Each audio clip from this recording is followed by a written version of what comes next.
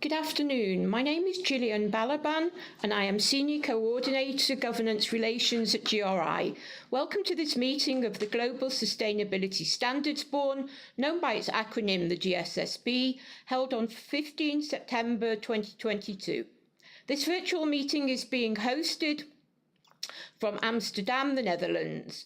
Please note that all public GSSB meetings are being recorded and you can find the audio recording on the GSSB webpage, along with the high-level summaries of the previous GSSB meetings.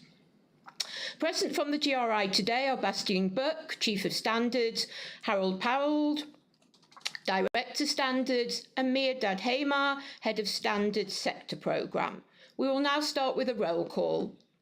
Anna Nefedova. Hello, present. Thank you. Corley LaRue. Present. Evan Harvey. Hello, present. Julia Genuardi. Hello, present. Kent Swift. Present. Kim Schumacher. Present. Michelle Vassar. Present. Peter Colley. Present. Robin Leeson. Present. And GSSB Chair Judy Koseski. Present. Thank you. I've just seen Ganga join. Yes, Gil. Hello, everyone. Good afternoon. Good afternoon. Sorry, I was in a meeting. So, GSSB members Joseph Martin and Vincent Kong will join shortly. And GSSB members Jennifer Prinsing and Laura Dana Carter sent their apologies. I will now hand over to the Vice Chair, Robin Leeson, to open the call. Thank you, Jill. Welcome, everyone. This has been quite a while since our previous meeting in July, so I hope everyone experienced a pleasant northern summer and had some time off. So we do have some items on the agenda this evening for approval. The labour-related standards in particular, an update from the Standards Division will occur as well, and an update to the work program.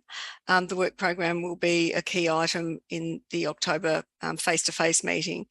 We also have a presentation from the IFC, which will be an input to the GSSB work program considerations.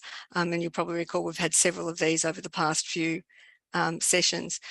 We also have a private session at the end to discuss a few of the other implications and some of the things that have been occurring within the past couple of months as well. I'll just check with Jill to start with if we do have quorum now, or should we move on to an update from the Standards Division in the meantime? Yes, Robin, unfortunately we don't. Okay. I hope Vincent will join us shortly and then we will have quorum.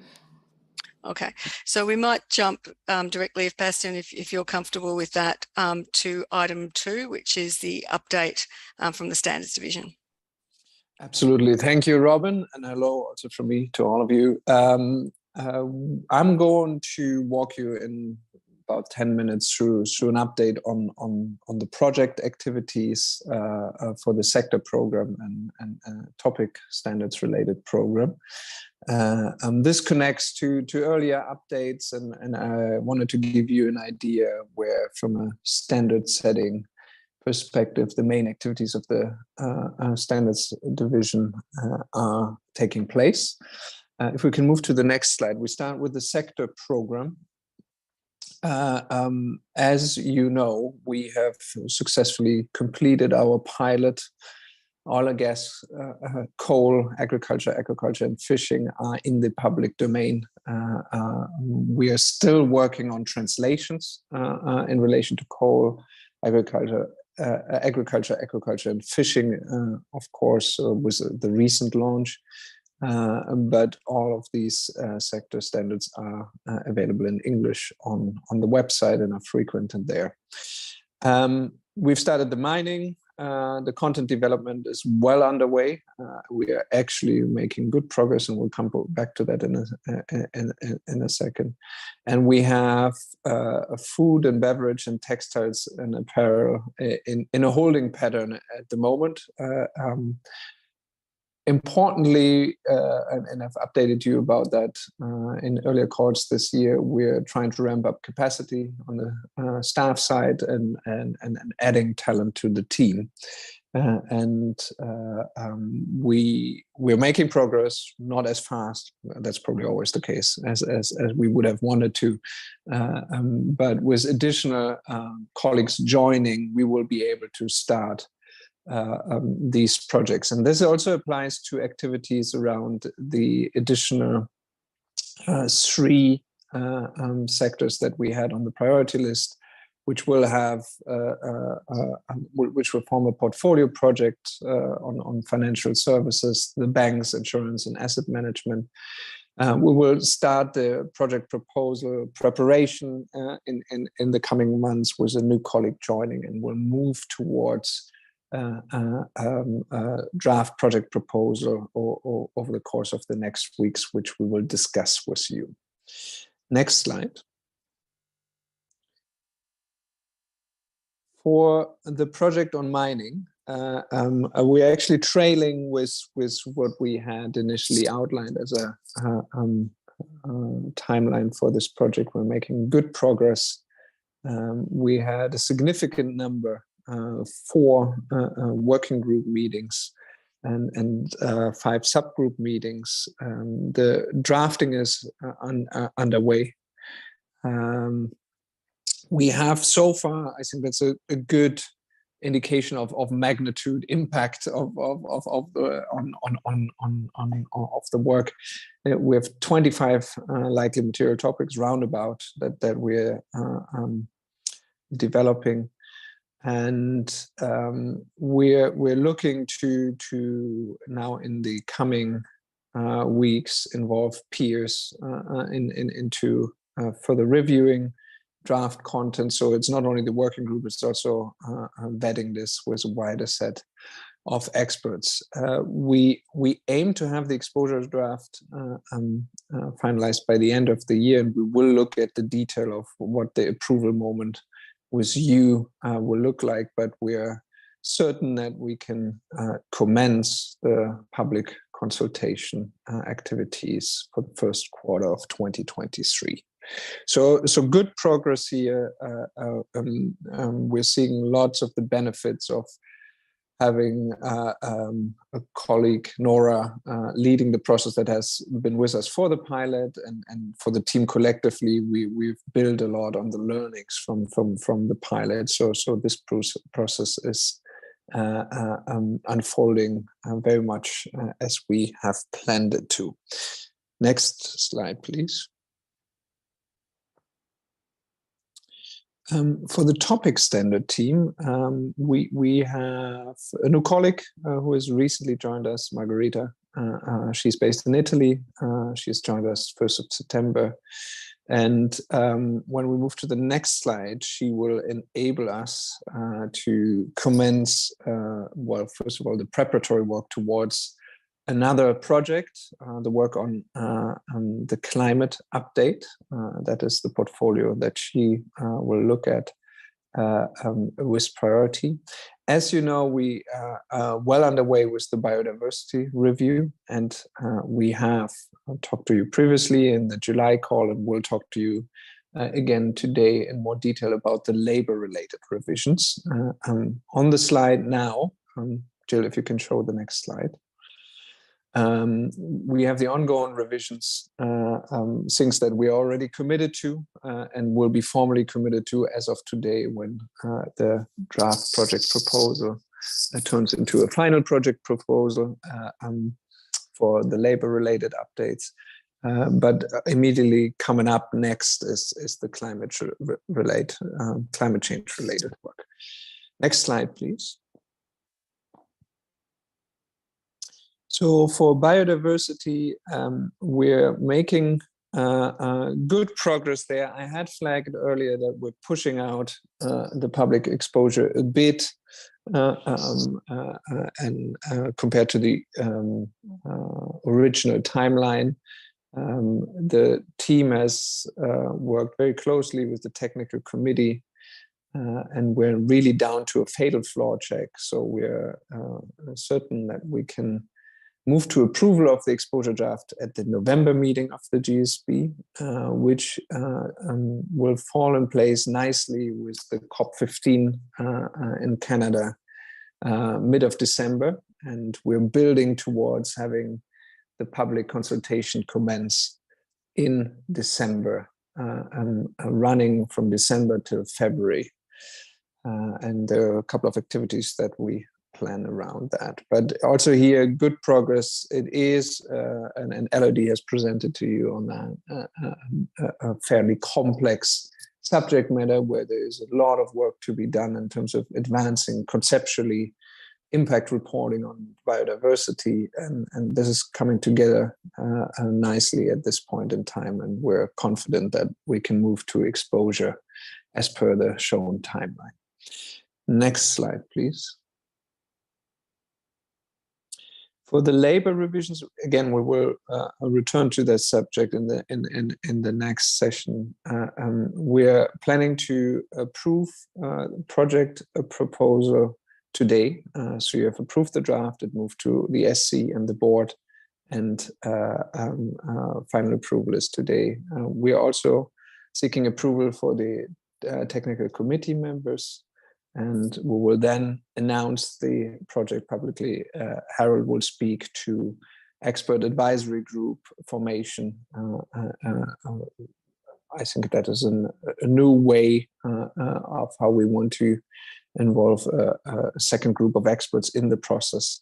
And we're aiming to have our first meeting on the 22nd of September and the second meeting on the 1st of December. Next slide, please. For climate change, as I said, we had a new colleague joining. We're getting started. We will leverage also the upcoming COP in Egypt to build our network and look to involve the right stakeholders.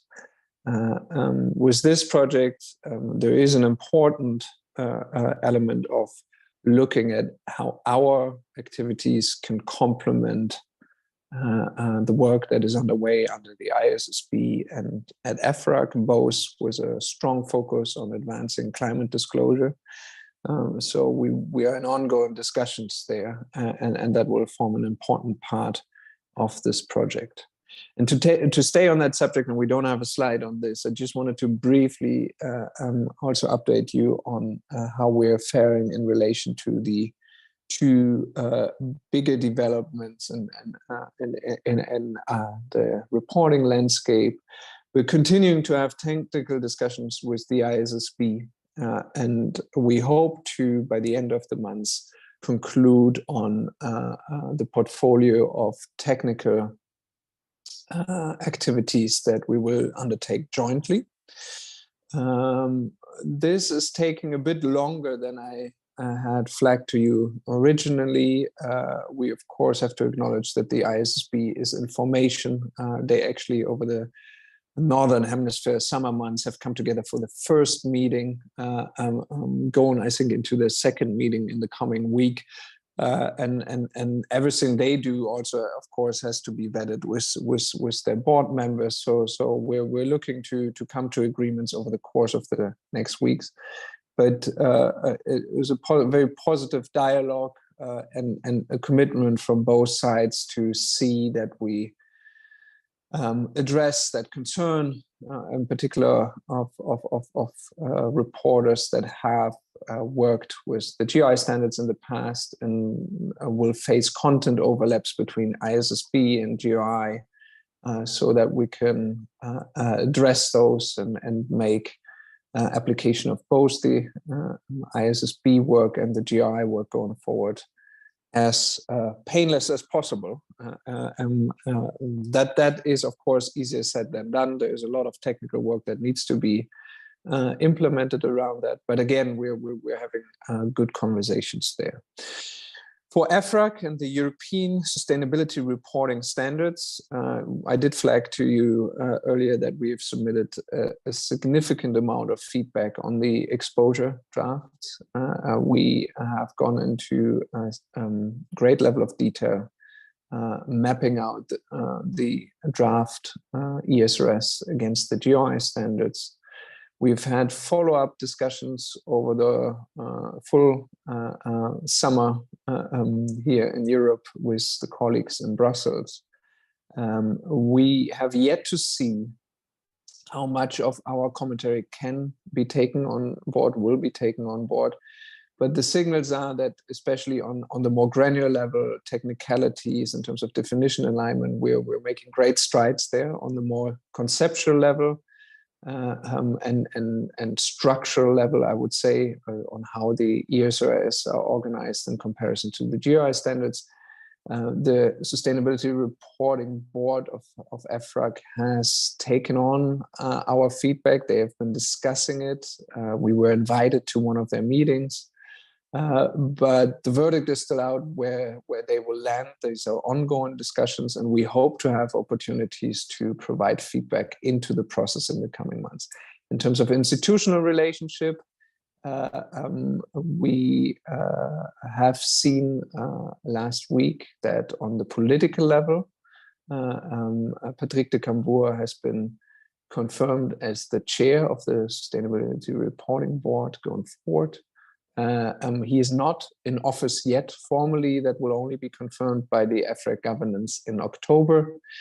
But we're starting to work with him and the team to formalize our relationship. And we hope that at the October meeting, we can actually have a more detailed brief on the commitments that the two institutions, GRI and EFRAG, are making to align our standard setting work going forward. And this will obviously be discussed then with you as part of the new work program.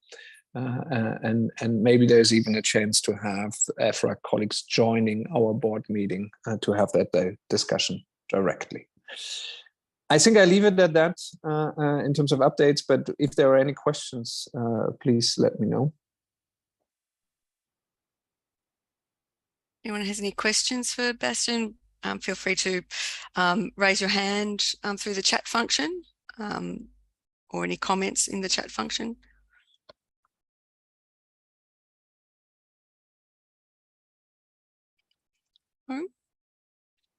Not seeing any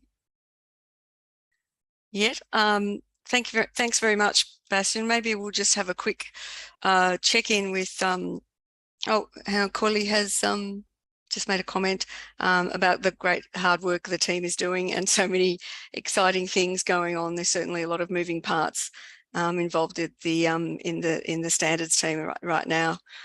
So I'm sure I express everyone on the standards board the appreciation for the hard work the team's doing.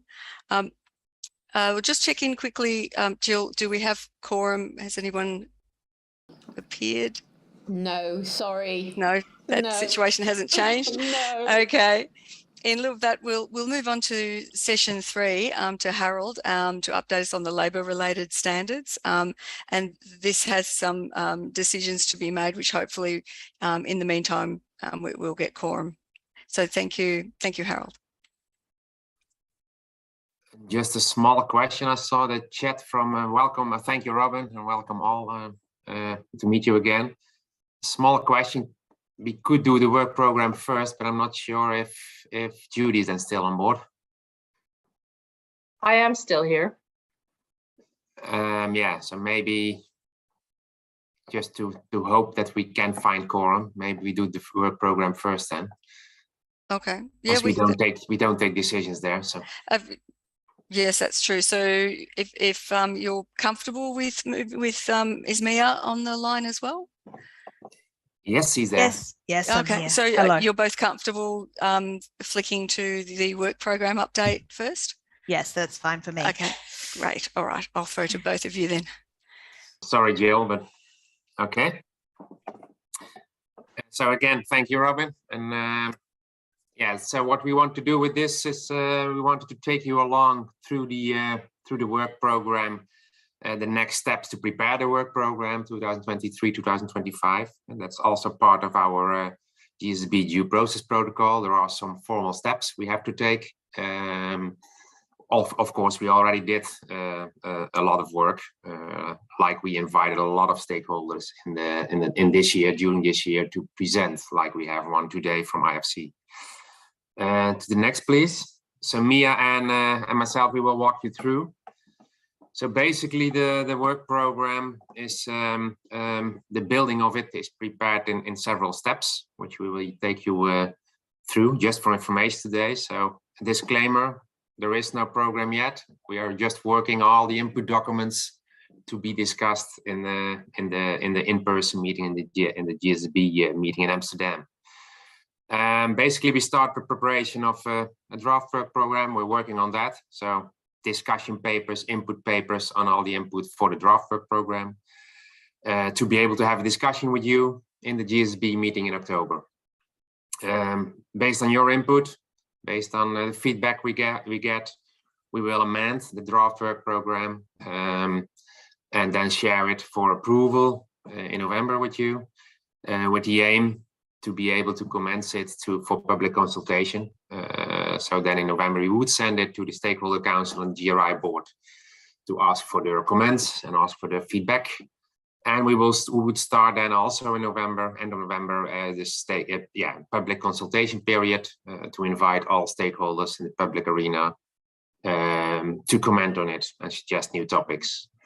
If all goes well, then we will, based on the input we have at that moment, we will amend, if necessary, the work program, send it to the GSSB for final approval, and that would then be we expect in the February 2023 meeting. So this is basically the process steps we would like to walk through with you. You see the DPP A6 and A7. So these are the requirements in our due process protocol related to the development of the work program. Basically ensure that all stakeholders are consulted and also that there is broad input from all stakeholders involved all over the world, all constituencies. Next slide, please. So the starting point basically is it has a lot of input, how we build this. So basically the new program, like the previous programs, they will have to be based on internal and external stakeholder feedback to the GSSB public consultations, sector program recommendations to GSSB, comments and feedback we got during projects which are ongoing or have been finished, feedback we got from other stakeholders during the previous program consultation, other developments which we are feeded in by the research. So there's a lot of input we have to take into account. Also, it will cover the ongoing work. So there is already review work ongoing on the topic standards. There is the sector standards development, the priority list from the sector program, which will feed in. There will be, as part of the work program, should be the research we're doing, because that's part of the GSSB program. We have the ambition, or the ambition was already agreed upon in the GSSB to have a revision cycle, and to make sure that the revision process for both sector and topic are aligned in such a way that when we revise, when we have developed the sector standards, which we have now 3 of them, and the revision, any revision of topic standards feeds into the sector standards and vice versa. So part of the work program should also be inclusion of this new revision process. Of course, translations into the key languages. These are also projects, specific project, but the key languages translation is a lot of work, and it's part of our GSSB work program. There are some other things. Of course, we should not forget the cooperations with key stakeholders, as Bastian just mentioned. So cooperation with, for instance, ISSB or EFRAG. This will have to be included based on the agreement in the GSSB, of course, as part of the work program. Looking forward, there are strategic decisions taken previously, but there also will be discussion on decisions taken on, for instance, the pace of development of our sector standards. We already said there are 40 priority sectors. We do a certain amount of work per year. If we scale this up, what should be the ambition on the pace of the development of these sector standards? Same for the review cycle. We already said we want to get into a good 3, 4, 5 years review cycle. We have to, the GSB should take a final decision what it should look like in the next, as part of the next work program. And of course, we have to secure the initiation of any new topics which are urgently to be taken on in the program. So next, if we dive a little bit deeper into the pipelines for the topic standards and also the new topic standards and sector standards. Let's go to next. I just went to the next. Yeah, next, please. Okay, so then we go to the sector. That's Mia. We'll take you along. Yes, thank you very much. I think that Harold has probably given a fairly good overview, but just to reiterate that the basis for the work program for the sector standards will be the already approved priority list. We'll continue to work through these in order, essentially. We are taking into account some refinements to scopes of sectors based on the sector standards that we have already developed and some feedback that we have received. So we're currently looking at what those refinements should be, and we will discuss those a little bit. Oh, I just muted. Did you hear any of that? We heard most of it. Oh, sorry, my apologies. Yeah. So I was just mentioning we will look at some minor refinements of the scopes of sectors that will accompany the discussion next month.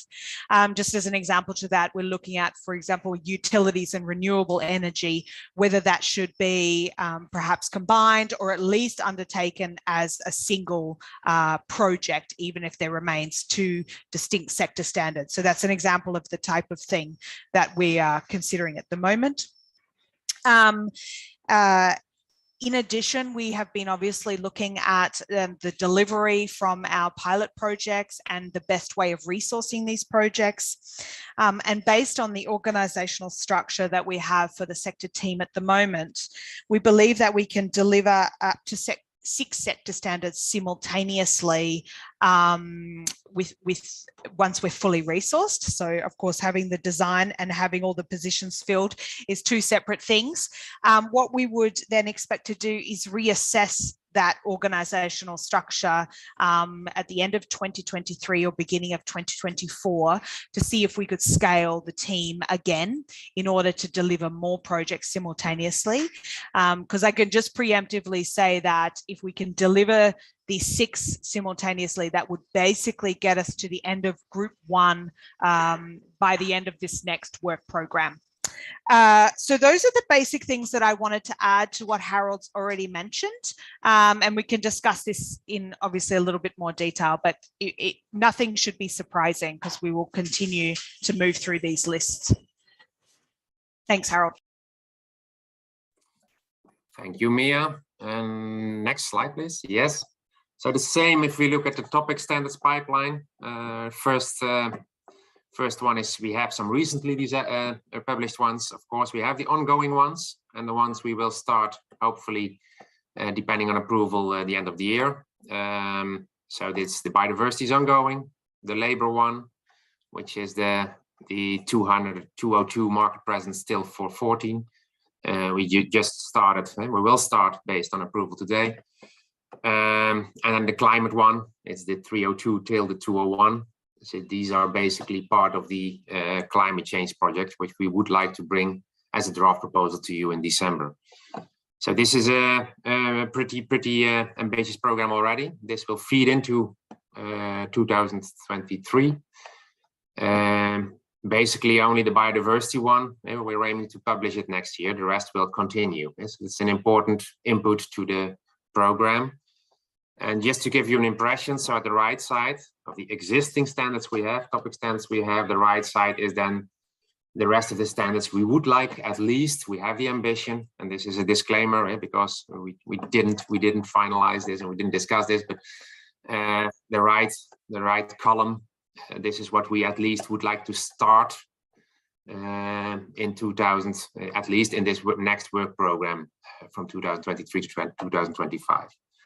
But basically it also shows that the 31 topic standards, we could have them all under revision at the end of our work program. It would be a tremendous achievement.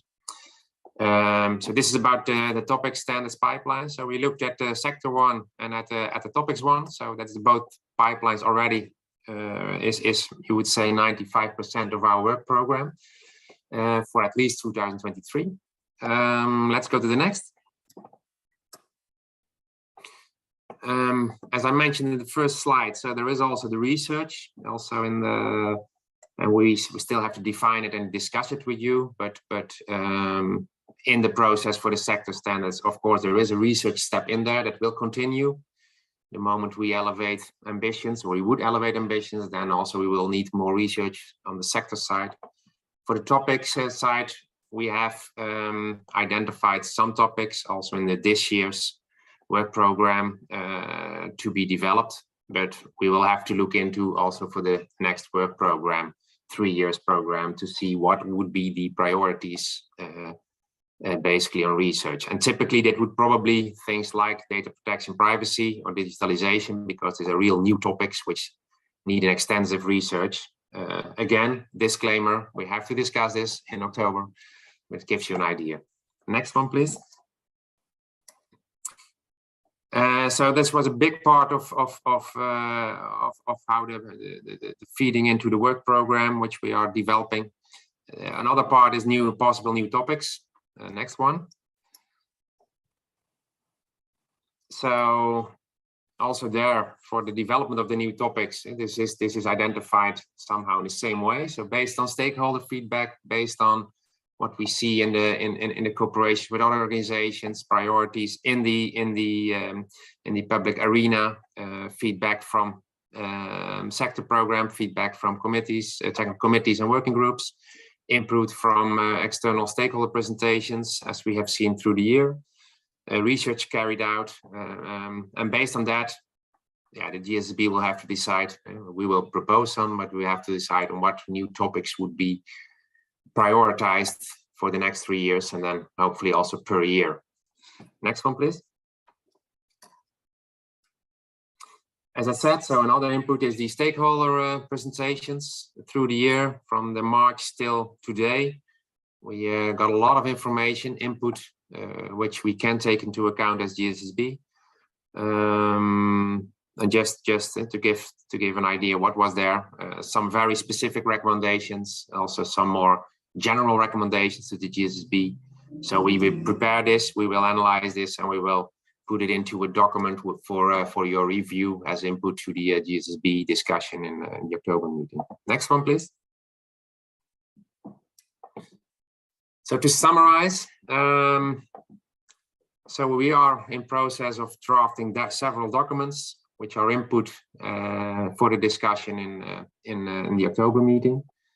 This will lead into in-depth discussions, of course, and based on your feedback, based on the discussions, we will draft a work program to be shared with you for approval, or we will amend the draft work program.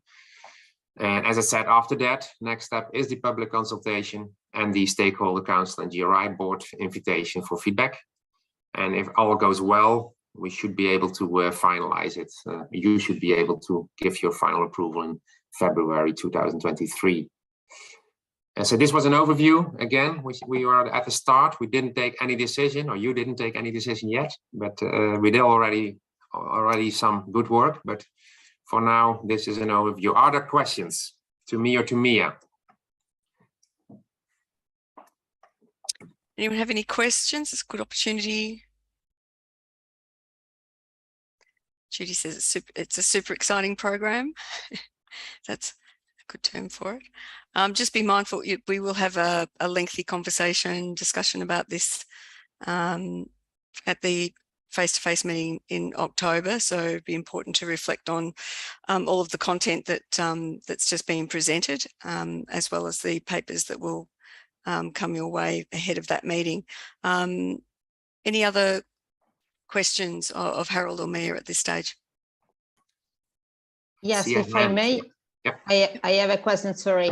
Thank you very much for your presentation. I would like, if it's possible, in order to prepare the meeting in October, to see, because as Sebastian said, GRI is collaborating with many organizations, EFRAG, ISP, etc., etc., etc. But we know that we have many deadlines of many other organizations that are linked with the topic that we are addressing. For example, biodiversity, for example, other environment. I think that could be useful to have a map of this kind of thing in order to define our priorities. Because sometimes I hope that it's better that we know on the same topic how the other association is moving in order to be, if it's possible, first mover or really coordinate in terms of timing, also to support the company and this kind of process, if it's possible. This is Bastian. Yes, I think this is a good suggestion. We can map this out. We've done this on the project level for ongoing projects and projects that we have been proposing to you, but it could be a bit more structured to show how ongoing projects and then anticipated projects that we're commencing now relate to deadlines of other entities. So that's something we can definitely produce. One caveat is that when you look, for example, at that relation with EFRAG, but also the relation with ISSB, they're still in a phase where they haven't firmed up their work program. That is an advantage because we can be discussing things with them and hopefully also still achieve alignment before everything is set in stone. But there are also, we will have to deal with some of the things. So the idea being that we have a representation from the ISSB and EFRAG, for example, to your work program discussions to see that they can explain their intentions over the course of the next year and beyond in terms of programming and that you can render that into the decision making. But we can definitely take that on board and have a more structural review against current priorities and things that we see coming up and how that relates to other parties and their envisioned work schedule. Thank you very much, Bastian. Thanks, Bastian. Did anyone have any more questions? Let's see. I'm not seeing any. I don't think the situation with core has changed, Jill, unless I'm mistaken. No, sorry. No. No, still no quorum. I understand too. We'll probably get things. We'll get further away from that because I believe Judy and Kim both have to leave the meeting in about 15 minutes. So perhaps we should move on. If there are no further questions, back to item 3. Harold, on the labour standards. Yes, thank you. So at least we tried, but we just I will start, and maybe we could conclude at the end if final quorum participant is there. So the update of the labour-related standards, as mentioned earlier by Bastian, with the GSSB approval of the draft project proposal in July 2022, we have sent the draft to the GRI board and to the Stakeholder Council for their feedback. As we did not get comments, nothing has changed, but according to our due process protocol, of course, we have to ask you for final approval. So that would be then today or by correspondence. And since the next thing is since the July meeting of the GSSB, we did considerable work, continued the preliminary work to the project. So we did desk research, we did have interviews with all the nominated experts in relation to scoping and prioritization of the revision work and the standards work for labour. We also did prepare 2 new documents. So you see the other 2 here. So item 2 is the document with the nominated members for the technical committee, which is here for your approval today or by electronic vote. And item 3, we prepared. This is the terms of reference of the technical committee and the advisory group. It's for your information. This terms of reference is, of course, fully aligned with the project proposal, and it basically outlines the mandate of both the technical committee and the advisory group, so the members of the technical committee and the experts of the advisory group, and it includes aspects like selection and appointment, the primary objectives, everybody's responsibility in the process, time commitment. These things are all in these terms of reference, so they're there for your information. If we continue, so important for this project, I explained it in the same kind of detail in July, is that we have a very specific division of responsibilities here, mainly because due to the nature of these standards, we definitely would like to include ILO, and as you agreed to draft the proposal, we all agreed on that. Representatives from 3 constituencies, you could say, 2 nominations from ILO, 2 representatives from the ITUC and from the Global Unions Federation, and 2 employees representing the International Organization of Employers. They have the responsibility to come up with the final recommendations for all the entire standards package to the GSSB. To ensure, because we cover a lot of topics here and aspects, it's important. We thought it is important to also have support and enough advice to the TC in the content development. So there will go out a call for experts to make sure that the experts can, the TC and the standards division has enough input, especially also from the other constituencies, so the academia, financial institutions, for instance, and of course to make sure that we have a good balance next to the again, advisory group is advising. The technical committee makes the decisions and comes up with recommendations to the GSSB, who has the final say. Yes, next slide, please. So basically, the document I sent you was an overview of the TC members, with his very experienced nominated TC members. Which we would like to have your approval for. Next slide, please. So very short, looking at the time, but important. So Susanna, she's from the ITUC, and has a lot of experience. Also worked before in the International Labour Organization arena. Peter, also from the Labour constituency. Well, you know him, but to explain. Peter Colley has, of course, a huge experience in this, also in the arena of labor, and I think that's and also in the sustainable development reporting.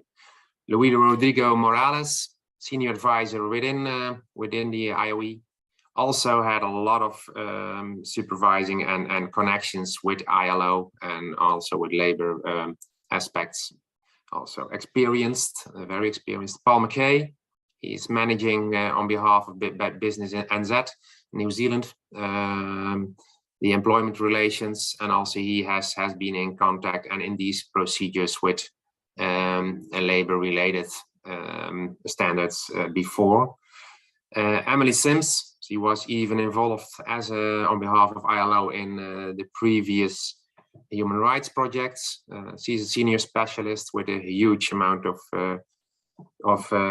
expertise, but I have to say, for ILO, you see as the 6th one to be confirmed, ILO will need a lot of different specialists to second Emily in the process. So Emily is, you could say, the spokesperson, of course, with a lot of expertise. She will make sure that for the different topics, that the specific specialists of ILOs are also consulted and that's why that's the number 6. And of course, we will do this transparently, and we also inform the GSB on that. Next one. Yeah, so to finalize, today, approval for the project proposal. If we have quorum, I see 90 now, so it's, but that's probably our guests. Yeah, it's our guests. So then it will probably have to go via electronic vote. Harold, sorry, this is Jill. We actually do have quorum. Vincent just joined, so we do have quorum, so we can approve everything today.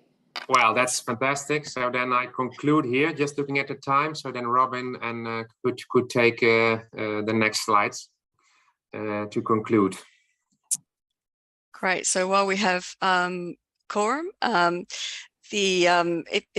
there are any questions, this is the topic standard project for labour, which you have approved before, but as Harold mentioned, it has gone to the GRI board and Stakeholder Council for comment. There were no comments.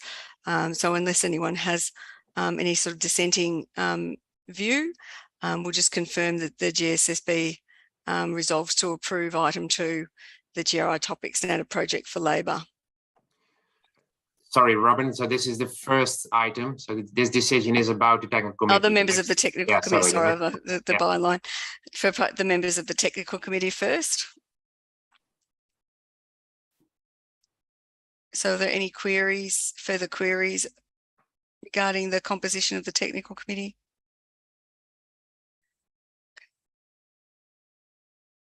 So I'm not seeing anything in the chat function or any further queries. If everyone's supportive of this, we'll take this as the GSSB resolution. I'm seeing Judy is positive, Corley positive, Gungs is positive, all good to go ahead. I'm not seeing any others. Kim is positive.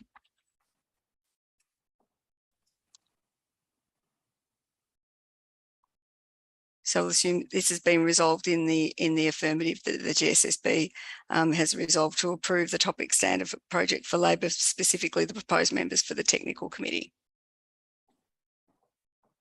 Okay. So this is about the final project proposal. So this has been, this is exactly the same as distributed before. So of course, after approval, we will have the final one without the word draft being published on the web and in the public arena. So it's, but please, ask again the same kind of approval. Yeah. So just checking the GSSB approves the final project proposal. This was the one I thought we were doing before. Apologies for that. This is the one that has been reviewed and discussed in the July meeting. So just checking the GSSB resolves to approve the GRI topic standard project for labour, the final project proposal. Just seeing approvals coming through, approved. If there are any queries, please raise hands verbally or through the chat function. Peter's approved. Kim has approved.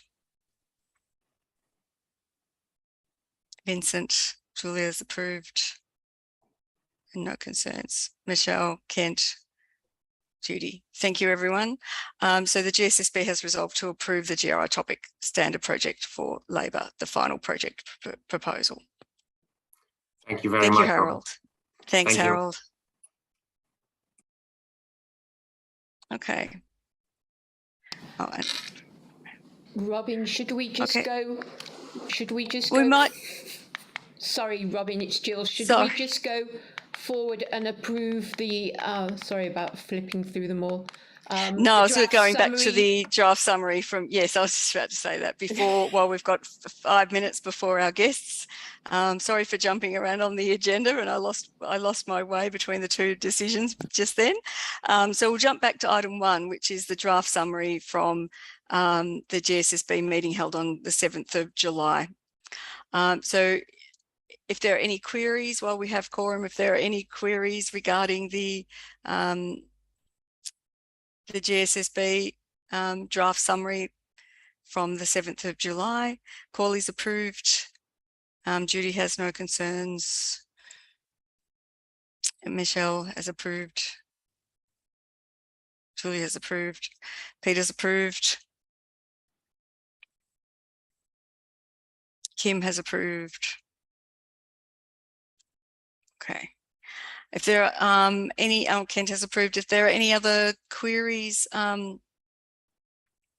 please raise your hand or ask any questions.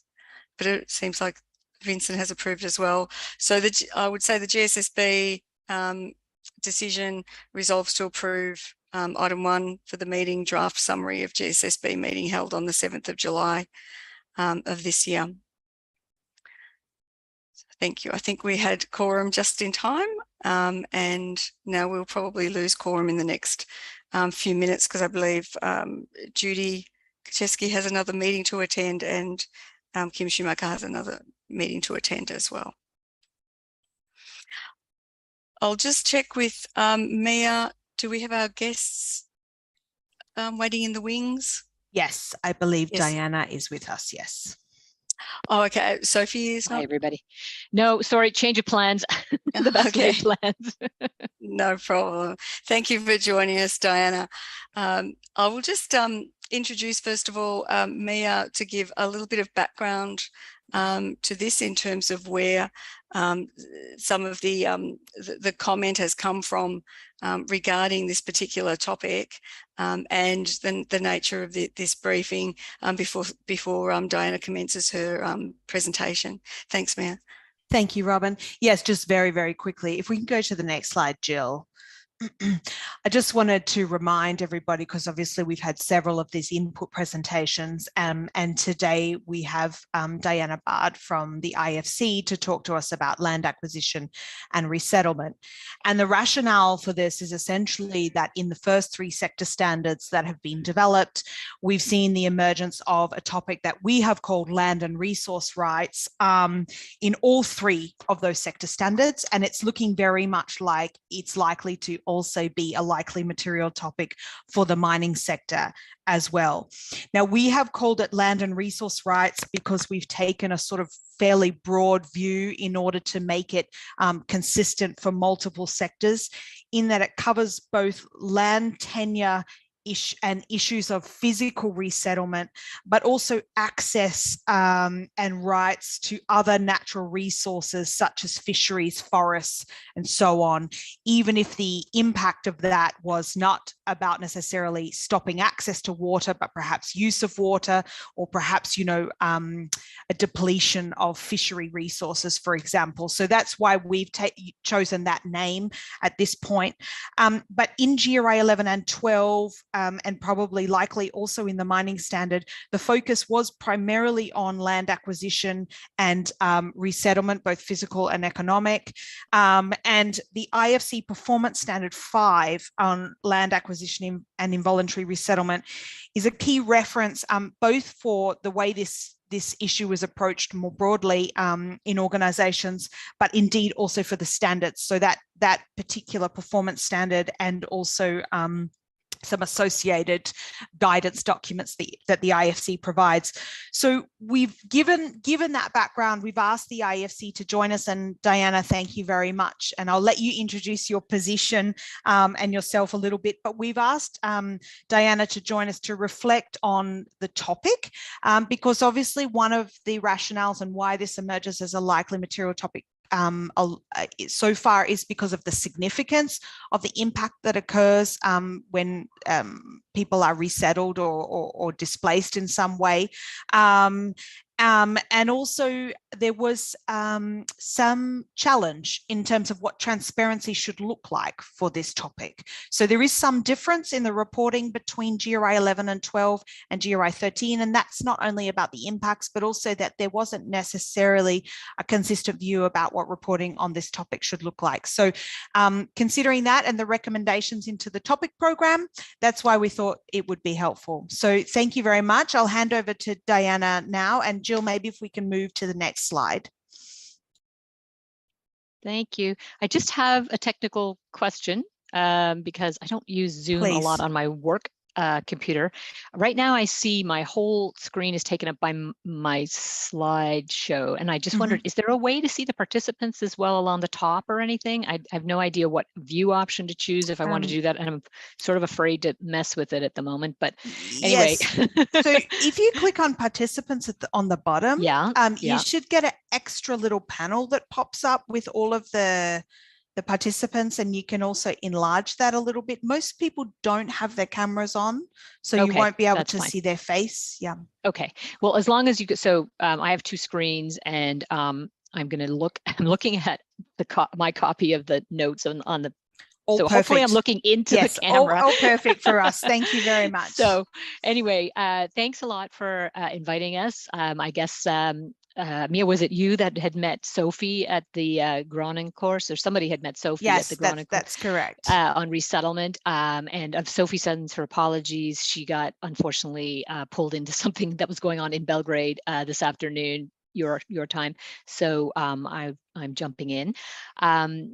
I'm the global social lead for our department at IFC, which is the sustainability and gender department. We also have a compliance and risk department that oversees policy and sort of also, I guess, risk, assesses risk in the compliance side of our own work that specialists do on projects. So, and Sophie is a regional social lead. So we have 3 regions, or actually 4 regions now, and she's one of that group that work with me. So I have here done specially for you guys. It's super busy right now at work, so I've kind of managed to use a very general webinar that we use. I think we did it last February, and there's a recording of it online, which I can certainly circulate if anybody else wants it, because we don't have that much time. I'm going to go through this very quickly. And of course, if anybody wants to follow up later, then we could do that. So if you could just pop to the next slide. So the performance standards, as you know, fit into a framework which includes the IFC sustainability policy and the 8 performance standards and all our guidance and guidance notes for each performance standard, as well as our occupational health and safety general EHS guidelines. So there's a package, and every performance standard is structured in a similar way, with sort of general commentary at the beginning and around objectives, and then each objective is gone into with the actual policy standard, and then there's a guidance note for each standard that has a lot more detail on the specific section. So in general, the performance standard on land acquisition and resettlement, it's set up where it talks about the design of the project, avoidance. We always follow the mitigation hierarchy, and then compensation and benefits for those that are displaced, both economically and physically. There's the engagement, public consultation and engagement side with the local community and the affected project affected people. There's access to grievance, and then there's the resettlement and livelihood restoration, basically development of plans and then the implementation of that. And the final section is around the private sector's responsibilities under government managed resettlement, which happens actually many times in our projects, especially projects with large concessions, so mining and agriculture. Next slide, please. So main objectives are to, obviously, we're trying to initially avoid, if possible. We have a clear avoidance of forced eviction. We try and anticipate minimize impacts, and then if we can't, we need to compensate for lost assets, generally at replacement cost, market value, and then to make sure that there's adequate disclosure information, and ICP is informed consultation and participation, which is quite a high level of stakeholder engagement in IFC lingo. And then we have obviously, we're a development institution, so not only do we want to restore, but we like to have a bit of I guess an ambitious aim to improve livelihood and standards of living in those that are affected, and also improve housing conditions as well as security of tenure. Next slide. So we also have, and we have a lot of debate, even internally amongst specialists, around the scope of application and when we're going to apply Performance Standard 5. And one of the things it does not apply to is when we have resettlement that results from a voluntary transaction. So where you can't, like a private sector company cannot rely on expropriation. In other words, it's true willing buyer, willing seller, negotiated type of sale. And that has some nuances because, of course, we often find, and this is where the policy would apply, is if a owner sells a property, but may have users on that property that might be employees, sharecroppers, other people using the property, they would fall under a Performance Standard 5, and so we would apply it in that case. But if it's strictly a site that's an owner, they've negotiated, and we can verify that it was willing buyer, willing seller, then we will not apply Performance Standard 5, as well as a few other points. It's sort of nuanced. And then obviously it applies to anything that's expropriated or compulsory purchased. And if there's a hint of expropriation behind even a negotiated sale, we would still apply PS5. And then, of course, if there's restrictions on land use and access to natural resources that communities have use rights over. So that sort of ties into a little bit what Mia was saying at the beginning. Next slide, thanks. Main concepts. So it talks about resettlement, of course. It looks at physical, so that's loss of your house, and then economic, which would be loss of business, loss of farmland, any other livelihood source, and also the loss of the assets.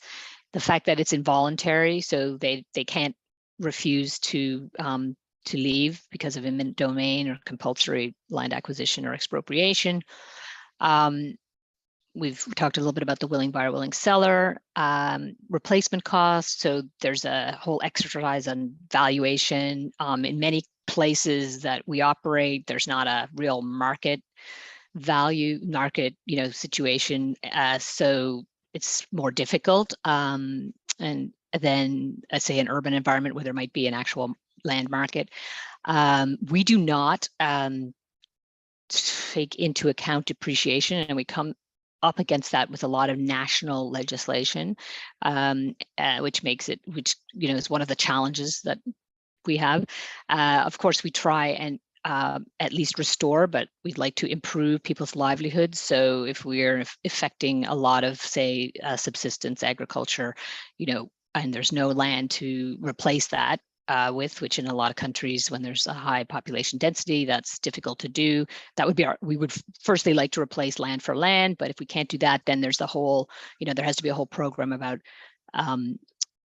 economic activities, maybe regional development, even as depending on the size of the project.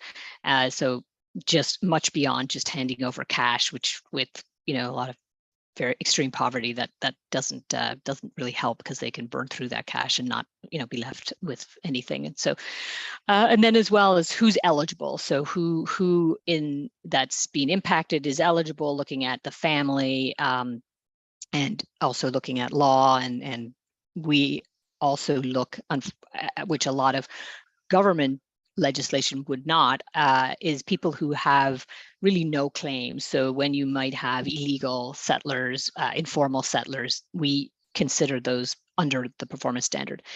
So that's the basic concepts. Next slide, please.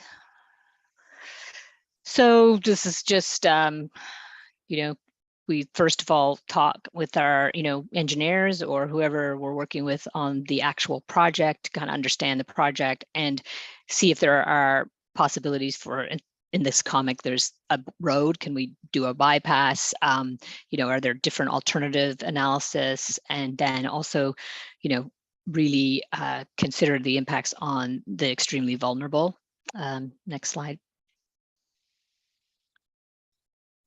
Okay.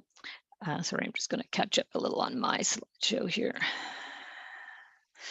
A big part is the community engagement and grievance mechanism. So, of course, that's governed by a lot by Performance Standard 1, which has a lot of detail about engagement. But in particular, you know, we would have a client that would develop a RAP or a livelihood restoration plan, and then, of course, they have to, you know, discuss the draft with the communities. There's both the communities that are impacted, potentially host communities, or like another village who might be, you know, taking in groups of people if you're not doing a standalone type of village. So there's a lot about planning and discussion and in getting their input on, say, house design and that sort of thing. So that's a big part, I would say, of the community engagement side, and then also ensuring that there's a very good functioning grievance mechanism at this stage, because of course there's always complaints around, say, the compensation, how crops or assets were valued, maybe damages that are done if you're, you know, doing construction and you're not moving people, but they are damaged by, say, blasting or something. So there's lots of things, and you want to make sure the grievance mechanism is working well and be monitored. Next slide, please. Again, don't really need to go too much into that, but you can see here some pictures around trying to plan a new community where there were impacts. We generally start with a census or some kind of, you know, count. Basically, it's to get a snapshot in time. Of course, now we can use drones and satellite imagery as well, but it's also a little bit of a, I guess, a safety measure for clients to get a handle on who they're impacting before, because they'll have to disclose this to basically set a cutoff date, because you often will get what we will call opportunistic settlers. So people who hear of a road project coming, for instance, and then once they get wind of it, they start to move in with the hope that they will get compensation as well. So in order to kind of try and manage that, we'd set a cutoff date. Then there's the whole development of the plan. And as well, we always do a socioeconomic survey, baseline survey, because in most cases, especially a large resettlement, you would have an audit time about 2 or 3 years out, and that would, you know, you really need the baseline socioeconomic data to be able to compare whether you've restored or improved livelihoods and living conditions. So, and then there's the whole monitoring of the process as it's going along, which should be pretty frequent to make sure that you're staying in track. And I mentioned the audit. And then if an audit happens and there are, you know, clear gaps, things have not been fulfilled, then there would be an action plan from our point of view with our client. Next slide. I think I had a Q&A here, and I don't, no, not quite yet. Next one. So some of the sort of issues that crop up often, you know, there's gaps in an ESIA that might have looked at different analysis and the alternatives, and actually can they avoid? So we might be able to give some advice about that. There's no census, no socioeconomic baseline. We've got possibly not much engagement, or the grievance mechanism is not tailored to the actual process of land acquisition and resettlement. It's like maybe a general one that the company has set up. There could, as we said, you know, there might be things in what we call an entitlement framework, which is a part of the resettlement plan that looks at each different affected person, what their losses are, and then what the package will be given to that type. And that is called an entitlement framework. And so there may be issues around that. And then, of course, making sure there's adequate monitoring. Next slide. I don't know. I was thinking perhaps we would not stop now and we just power through and have as much time as we can at the end. Any of you?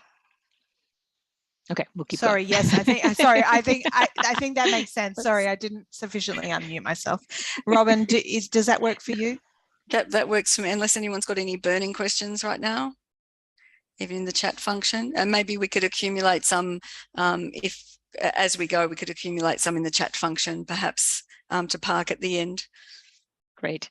Okay, Thanks. so getting a little bit more into the nitty-gritty, so I'm going to be, quite ruthless and go pretty quickly through here. Of course, there's, as I spoke, we have to try and figure out who the people that are, who are being affected. Obviously you have people that may be legal or titled land owners, or maybe have formal customary land, but then we have others that might be land users that have, they don't have title, but they can clearly establish that they've been there. And then we have, of course, informal settlers. They don't have any standing at all. And then we have the livelihood restoration, and then what we would want to do as far as documentation. And some projects have both physical and economic, but generally a lot of our projects really mostly have economic. So we don't often have big resettlements, nothing like the World Bank, which can have, thousands of people for a big government type project.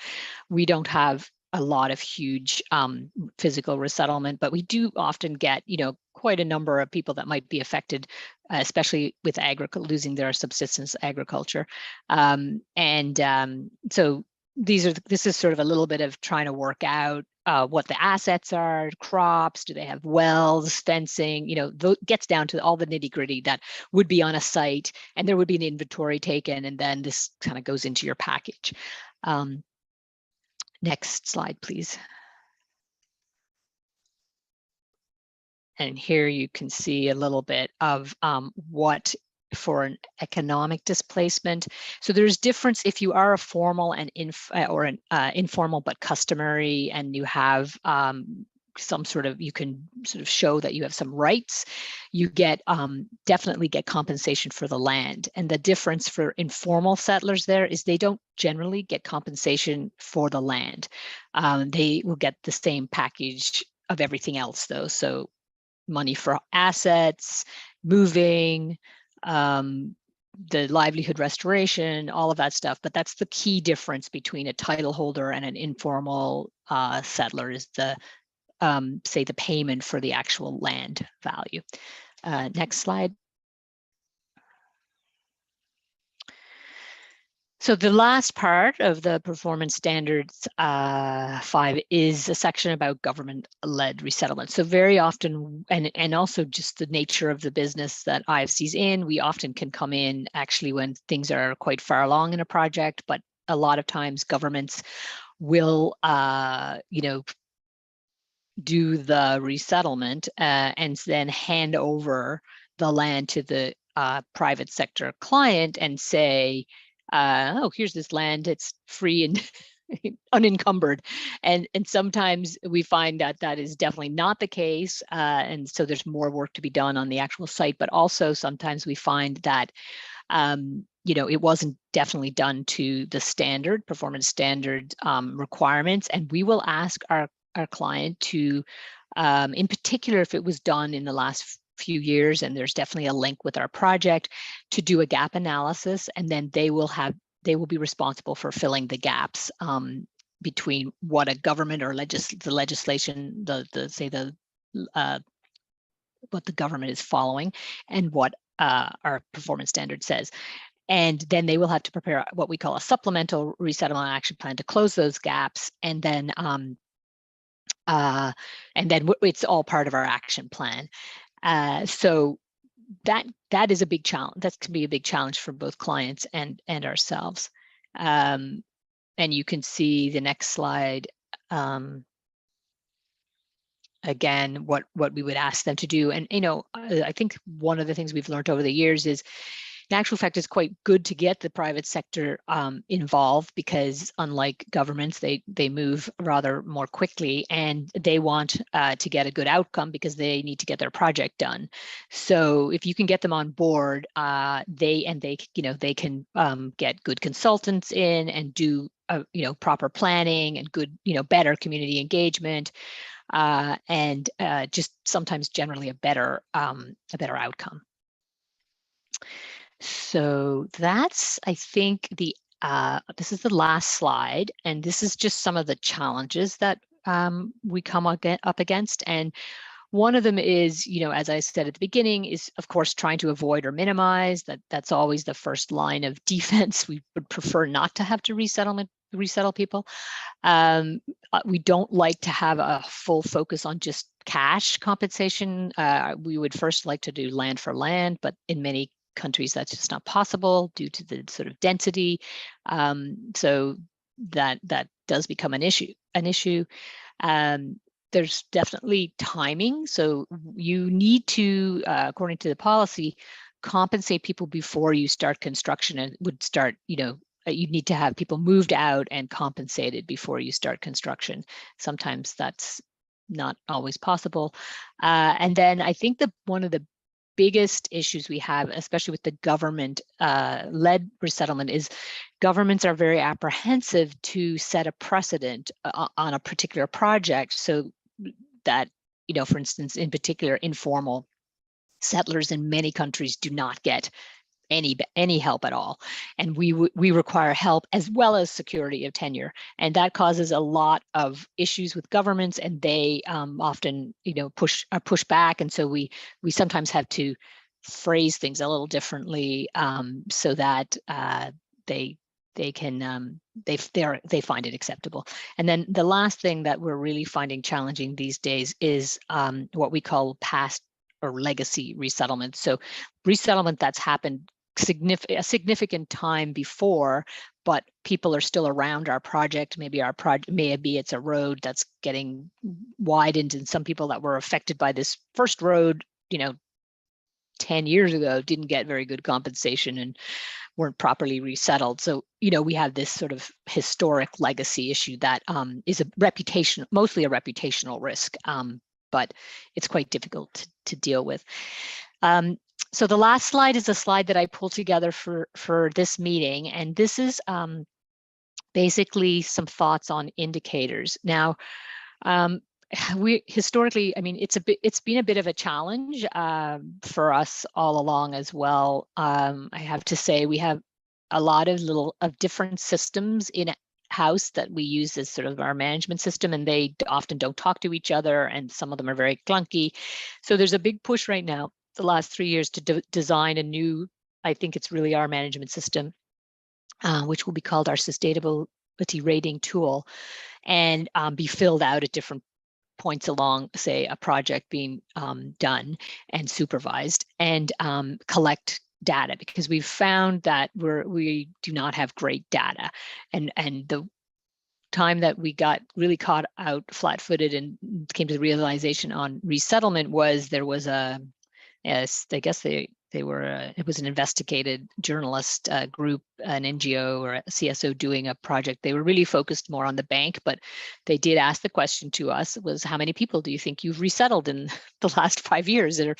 I can't remember the time period. And we could not find that number in a, easily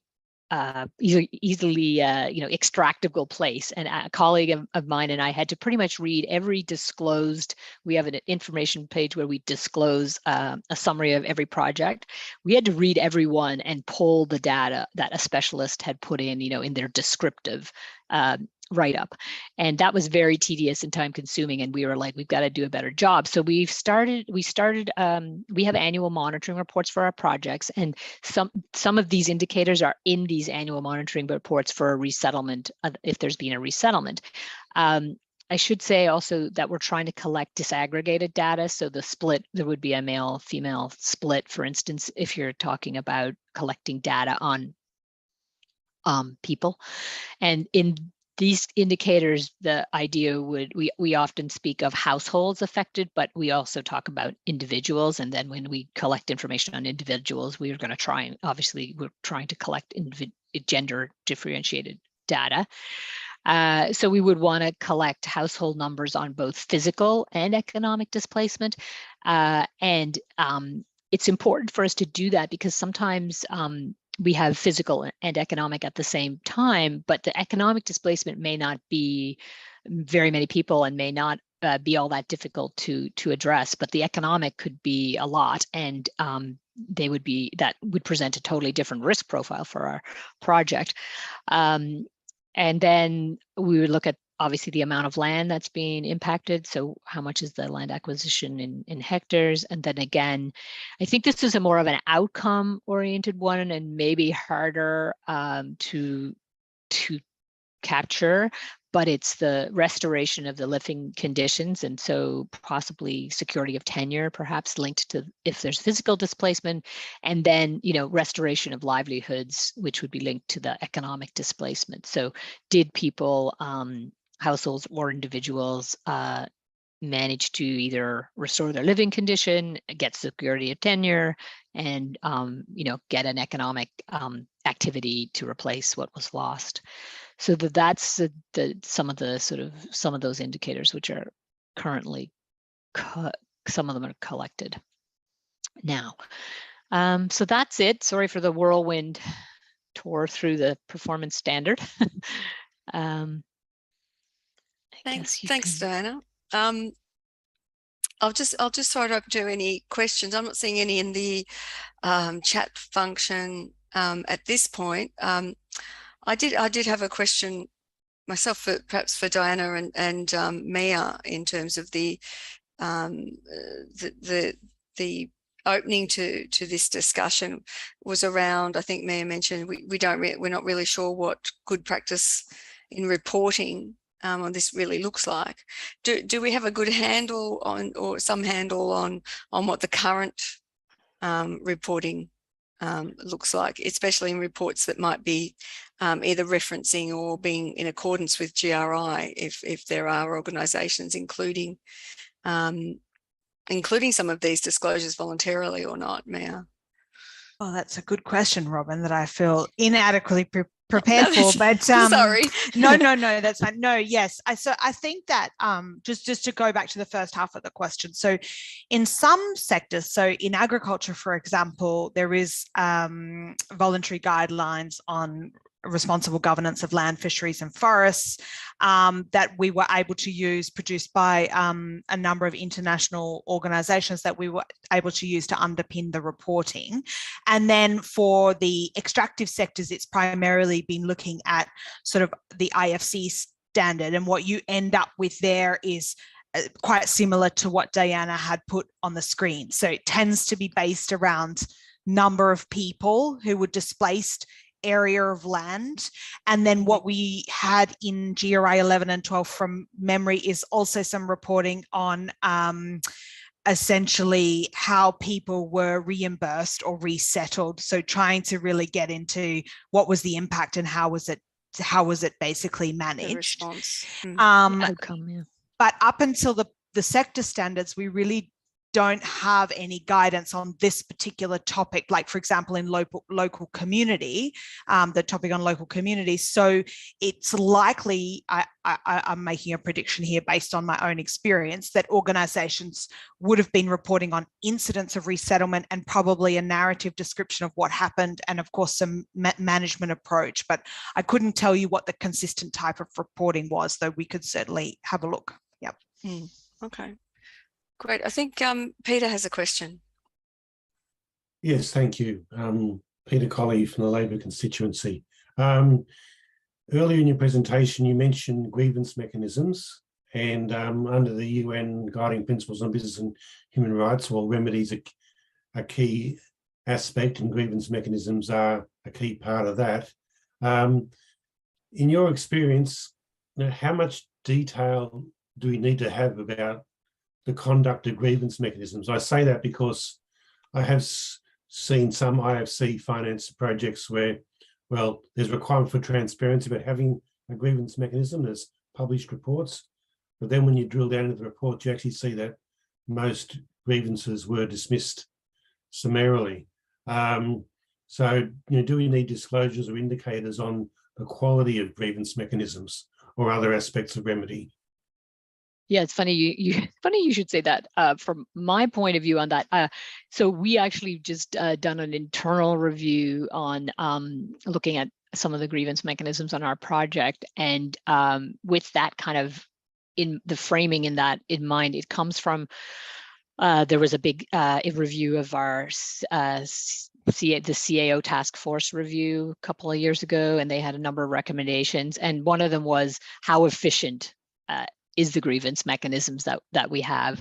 And it's difficult because grievances grievance mechanisms tend to fall under a sort of social, like the social specialist role, and we have a lot, but every project needs a grievance mechanism, and we have a lot of what we would call sort of category B smaller projects that they could be family run kind of businesses, and they would generally only have an environmental specialist doing those projects, and they're just not as well trained on what to look for and what to advise clients to do. So that's something that we're working on internally, and also the whole remedy and responsible exit discussion is happening right now too, but that was also something that came out of the CAO task force. So there's a lot of stuff going on currently, but none of those sort of work streams are completed yet. But from our point of view, when we go into the field as a specialist to supervise a project, we will ask to see the grievance log, and we will try and dig a little bit into, how is that grievance mechanism working. Clients are, required to have both a grievance mechanism for PS2, so employee internal grievances, and then a community grievance as well. So, so there's two aspects of grievance. So I just that it's something that we're trying to I think improve the effectiveness of grievances, because what we want to do is have our clients in particular be able to resolve these grievances themselves, because otherwise they end up at our CAO and that is we have non-CAO complaints also now, a process for that coming in to IFC as well. And ideally we would like the companies and their communities or their employees to resolve these grievances themselves, and that they would not escalate to the point that they would end up coming to either our ombudsman or to us as an investor. Right. Thank you. Thanks, Diana. I'm not seeing other questions, and we are sort of running a little short on time. So I'd like to on behalf of the Standards Board, thank you, Diana, very much for your presentation and for your time today. And Mia for the introduction. I'm sure we can take some of this discussion forward when we talk about inputs to the work program at our face-to-face meeting. So thank you again. Great. Diana. Yeah, it would be very interesting to see, where you go on this. I think we're all I think there's another move on indicators happening at there's an MFI, I believe, group that are working on indicators as well. And I don't think they've quite got to this land and resettlement yet either. So I think everybody's sort of thinking about the same thing. So it would be good to see where it ends up. And please reach out again to Sophie or myself to see when you guys go a little further and when we go a little bit further, see, we can compare notes. Great. Thank you very much. Great. Thanks. Okay. Thank you very Diana. much. Thanks. Bye. Thank you. Bye. Thanks, Mia. Okay, so we may go back to our regular agenda. We're just down to session 6, which is other business. I don't believe, unless Bastian or Jill have received something in the meantime, I don't believe there's any other business to discuss. And we do have our private session in the next 30 minutes. So unless there's any other business to be raised. No? Okay. So we'll just, sorry, was there somebody? Sorry, it was Sorry. myself, Robin. No, I've heard of no other business. Okay, great. So we might take this time now to officially close the public meeting, and then wait a few minutes before we'll start our private session for the last half an hour.